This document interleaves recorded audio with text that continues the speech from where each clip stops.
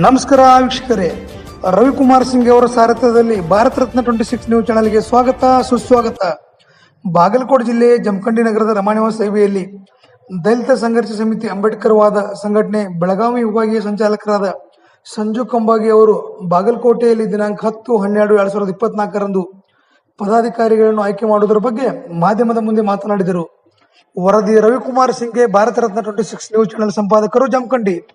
ನಿರಂತರ ಸುದ್ದಿ ಮತ್ತು ಜಾಹೀರಾತಿಗೆ ಸಂಪರ್ಕಿಸಿ. Phone number 9996426667 Jamkhandi.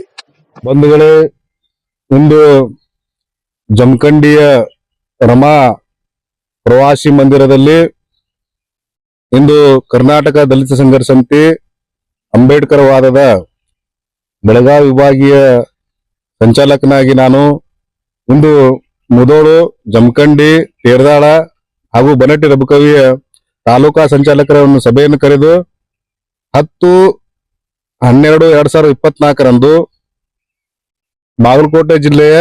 ಬಾಗಲಕೋಟೆಯ ಅಂಬೇಡ್ಕರ್ ಭವನದಲ್ಲಿ ಸರ್ವ ಸದಸ್ಯರ ಸಭೆ ಇರುವುದರಿಂದ ಕಾರ್ಯಕರ್ತರು ಹೆಚ್ಚಿನ ಸಂಖ್ಯೆಯಲ್ಲಿ ಆಗಮಿಸಿ ಕಾರ್ಯಕ್ರಮವನ್ನು ಯಶಸ್ವಿಗೊಳಿಸಬೇಕಂತ ತಮ್ಮಲ್ಲಿ ಕೇಳ್ಕೊಳ್ತಾ ಇದ್ದೇನೆ. ಕರ್ನಾಟಕದಲ್ಲಿ ಸಂಘರ್ಷ ಸಮಿತಿ ಅಂಬೇಡ್ಕರ್ ವಾದ ಇಂದು ಅದರದೇ ಆದ ಒಂದು ಸಂವಿಧಾನವನ್ನು ಹೊಂದಿದೆ.